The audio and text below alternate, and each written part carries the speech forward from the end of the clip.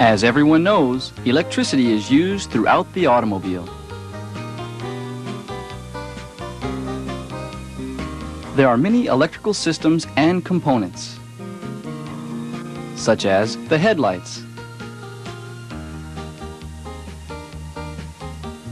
rear combination lights,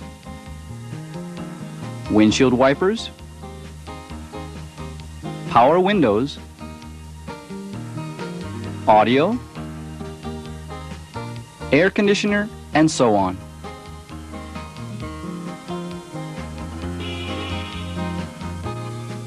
How is power supplied to these components?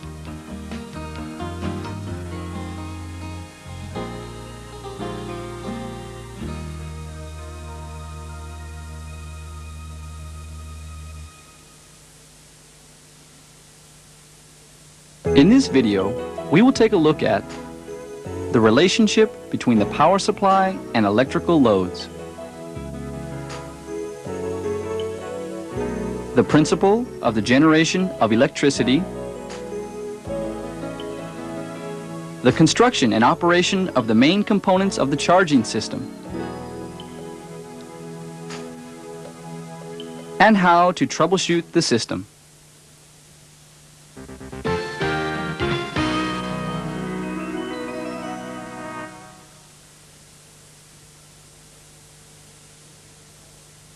One of the sources of power for the electrical components is the battery.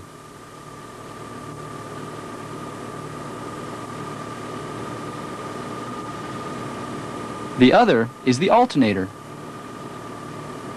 The starter motor and the ignition system are electrical components for the gasoline engine. But there are other kinds of electrical components in other parts of the automobile. From the point of view of the power supply, these devices are all electrical loads. We all know that when we connect an electrical load to a power supply, current flows. When the ignition switch is turned to start, current flows from the battery to the starter motor and the engine starts. Then, the alternator starts to generate electricity and current flows to the ignition system. At the same time, the alternator sends current to the battery to charge it because the battery was discharged during starting.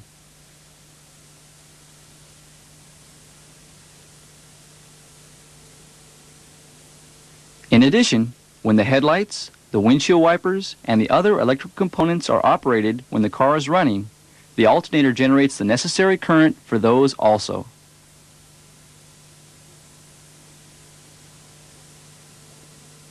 In summary, the alternator, which is the main component of the charging system, not only supplies current to the electrical components of the automobile, but also charges the battery.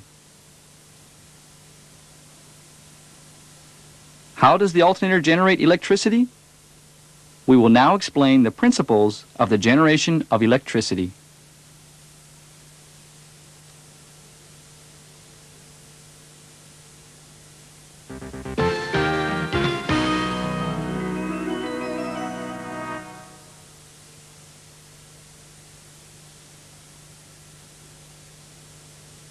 Here is a magnet and a coil of conducting wire.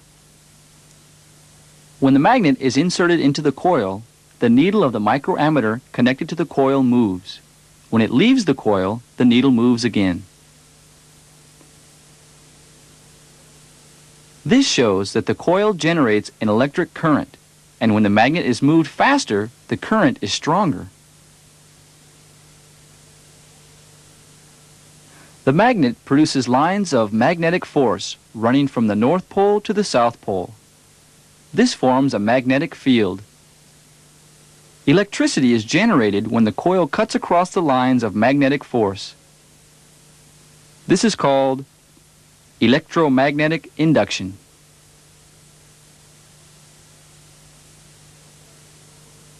This multi-layered coil generates more current than the previous one.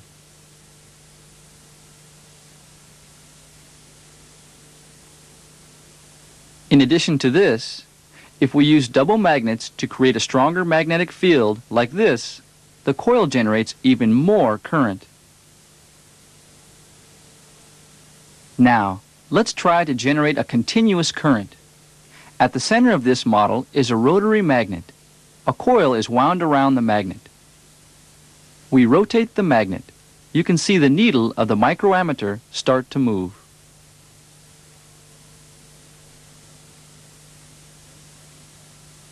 When we turn the magnet faster, the needle moves more.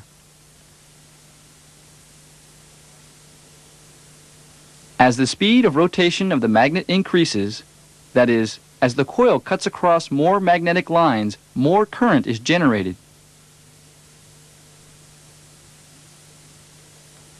These experiments show the following principles.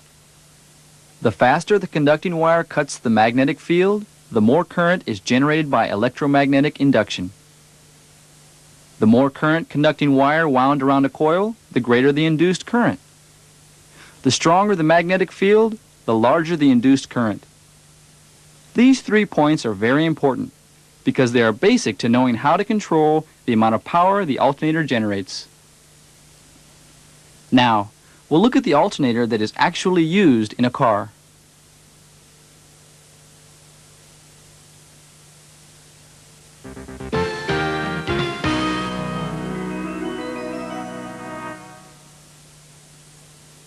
We will explain how the most widely used type of alternator works. That is, one equipped with an IC regulator. The alternator consists of a pulley, frames, a stator, a rotor, an IC regulator, and a rectifier. The last 2 parts will be discussed later. In the alternator, the rotor corresponds to the magnet you saw in the experiments. The rotor consists of a rotor shaft, 2 cores, a rotor coil, 2 slip rings, and so on. When the current flows to the rotor coil through the slip rings, one of the cores becomes the north pole and the other becomes the south pole. That is to say, the rotor becomes an electromagnet. The strength of the magnetic field can be changed by varying the amount of electric current supplied to the rotor coil. The next component is the stator. The stator corresponds to the coil in the first experiment. When the rotor rotates inside it, an electric current is generated in the coil. 3 coils are wound around the stator, and they are connected together at one end, which is called the neutral point.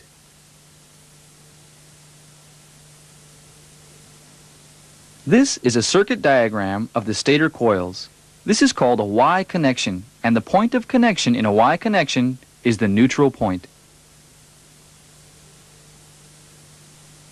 Now, using an oscilloscope, let's observe the current generated in the coils of the stator.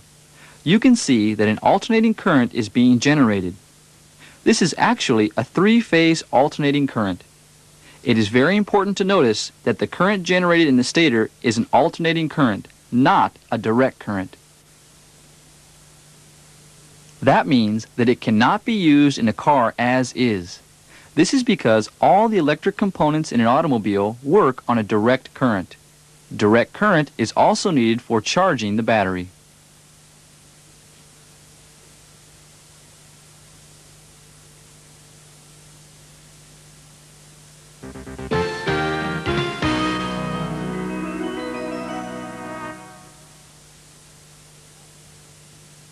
So how can we obtain a direct current from alternating current?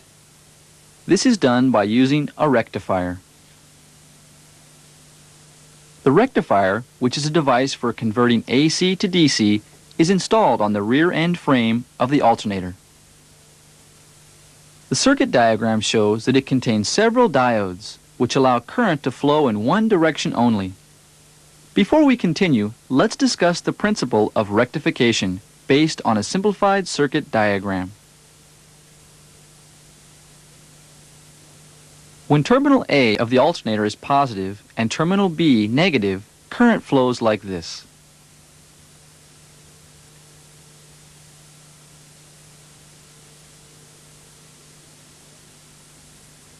However, when the polarity of the alternator reverses, the current can't flow in the opposite direction because of the diodes. This means that current flows only in one direction through the load. That is, direct current is produced. This is what we mean by rectification. The alternator produces three-phase alternating current, so the direct current after rectification is as shown.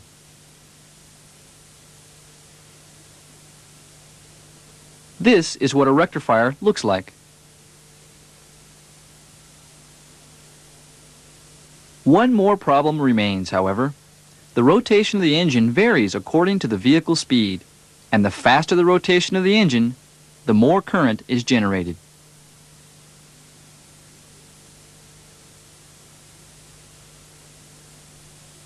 The electrical and electronic components of automobiles, however, can only operate with voltages in certain ranges. So, excessively high voltages can damage the components or overcharge the battery. To avoid this, the voltage that is generated by the alternator must be kept within a certain range. Let's look at the regulator which controls the voltage generated by the alternator.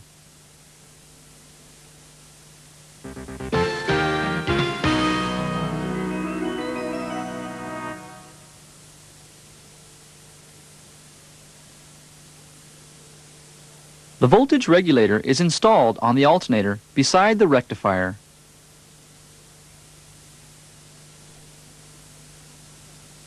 Its internal construction is as shown. It consists of a hybrid IC having a built-in monolithic integrated circuit, transistors, and so on. Please note that this type of regulator cannot actually be taken apart.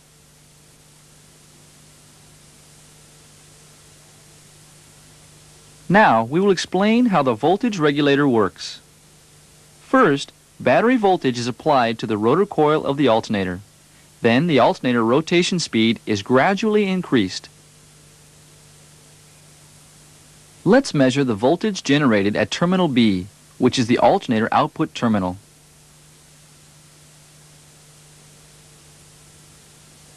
As you can see, the voltage increases steadily.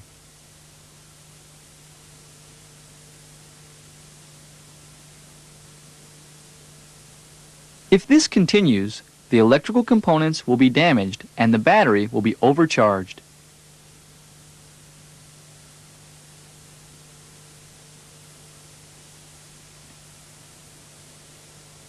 As we explained when we talked about induced current, there are three ways for varying the generated current: the speed at which the magnetic field is cut, the number of coil windings, and the strength of the magnetic field. If one of these is changed, the generated current changes also. With the alternator, however, the speed at which the coil cuts across the lines of magnetic force depends on the rotational speed of the engine. Furthermore, since the number of windings is of course fixed, the voltage can only be controlled by changing the strength of the magnetic field. We now put a variable resistor between the rotor coil and the battery.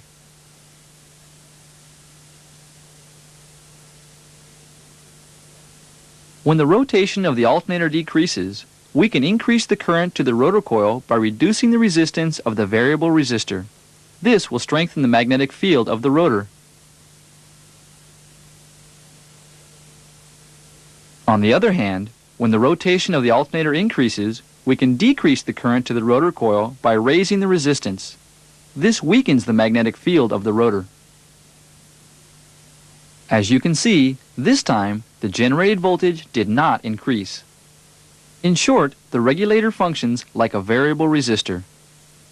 The regulator controls the current in the rotor coil according to the engine speed, thereby maintaining the alternator output voltage within a predetermined range.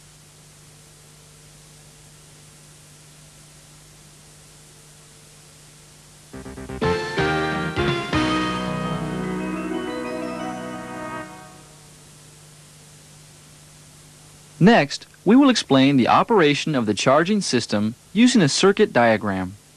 focusing especially on the current generated by the alternator and its control by the regulator. When the ignition switch is turned on, current from the battery flows to the IG terminal.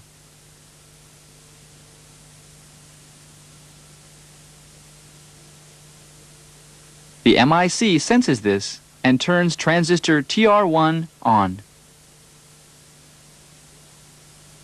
As a result, the current from the battery goes through the terminal B to the rotor coil, which is consequently magnetized. At this moment, to control the discharging of the battery, the MIC keeps the current to the rotor coil below 0.2 ampere by repeatedly switching transistor TR1 on and off. Current is not produced yet, so there is no voltage at the terminal P. The MIC senses this and turns transistor TR2 off and transistor TR3 on.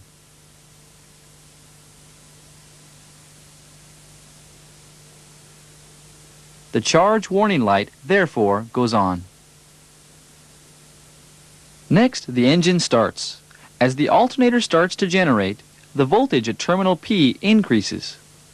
The MIC senses this and switches transistor TR1 from the intermittent on and off state to a continuous on state, causing exciting current to be supplied by the battery to the rotor coil.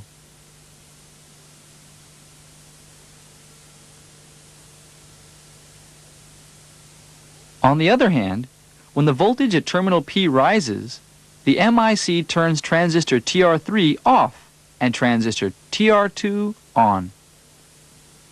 As a result, there is no potential difference between the ends of the charge warning light, so the light goes off. When transistor TR1 is on, and the voltage at terminal S reaches a standard value, the MIC turns transistor TR1 off. Consequently, the current to the rotor coil is cut off, and the voltage at terminal S falls below the standard value. In other words, the voltage of the generated current drops. On sensing this, the MIC turns transistor TR1 on again, allowing currents to pass through to the rotor coil.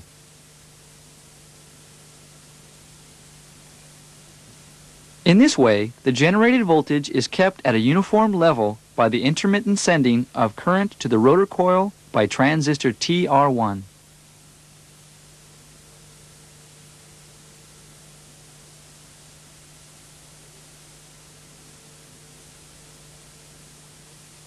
In addition to controlling the voltage, the regulator also detects the faults shown here. When one of these faults occurs, it turns on the charge warning light.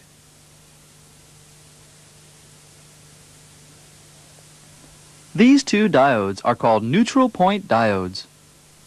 When the rotation of the alternator exceeds about 2000 RPM, the output at the neutral point becomes higher than the alternator output voltage.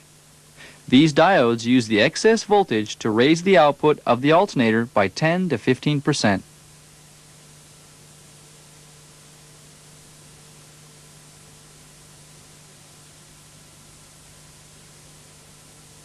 To summarize about the charging system, the alternator produces alternating current. The rectifier converts the alternating current into direct current. And the regulator keeps the voltage produced by the alternator steady. Finally, we'll look at troubleshooting of the charging system using the main faults in the system as examples.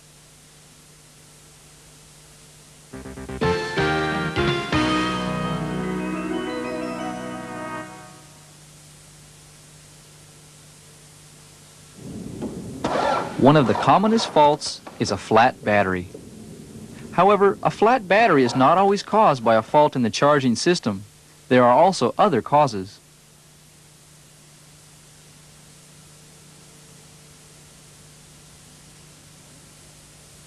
One of the causes is deterioration of the battery. The other is overload. In other words, the vehicle is provided with more electrical components than specified by the manufacturer. Another problem is that the battery cannot be fully charged because the car usually drives only short distances. You should make sure of the following before investigating the charging system.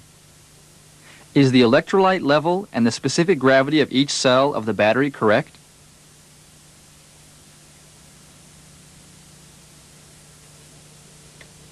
Are the battery terminals, the fusible links, fuses, and connectors connected correctly?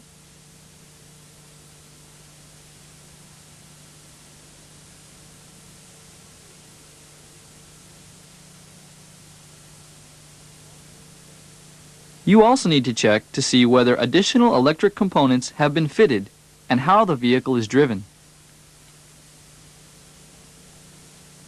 After checking each of these items just mentioned and ensuring that they are normal, we are ready to inspect the charging system itself.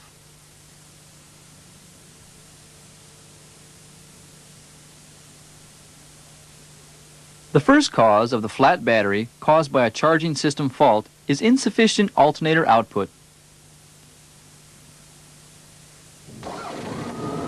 One cause of insufficient alternator output is slippage of the alternator drive belt.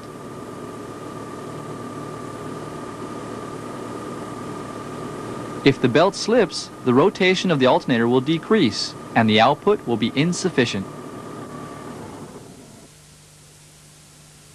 First, make sure that the belt tension is correct and there is no excessive wear or cracking of the belt. If necessary, replace or adjust the belt.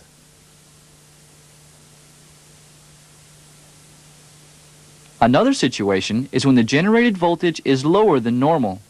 The cause is insufficient output due to a fault in the alternator or the regulator. In this case, find the problem by conducting a no-load test of the charging system.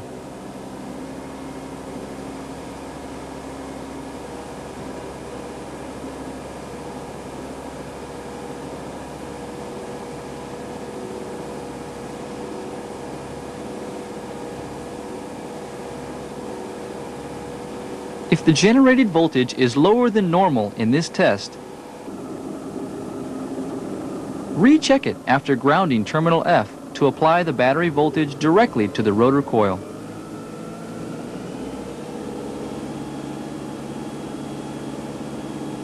If the generated voltage goes above standard value as a result, there could be a fault in the regulator.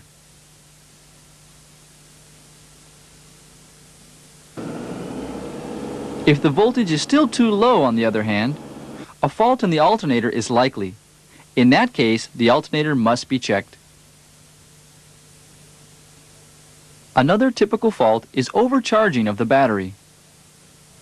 If the battery is overcharged, a lot of bubbles will be seen in the electrolyte, and the electrolyte will decrease considerably, and the light bulbs and fuses will not last long.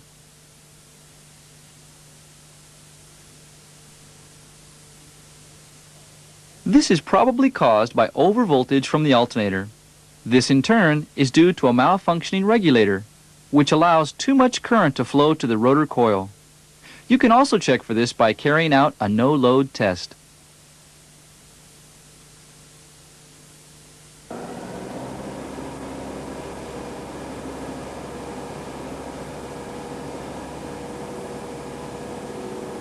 In this test, if the generated voltage is higher than the standard, recheck after replacing the regulator.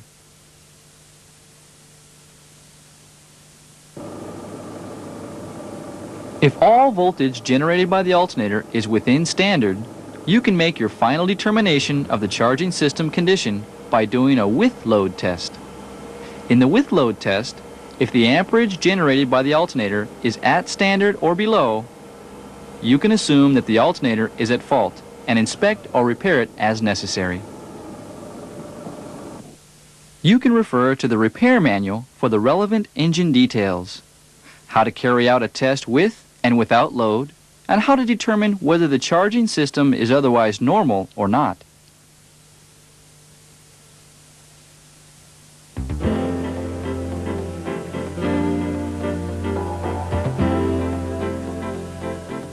We started this video presentation with the principle of the generation of electricity, then studied the charging system. Looking at the construction of the main components, we then studied the operation of the system and finished with troubleshooting of the system.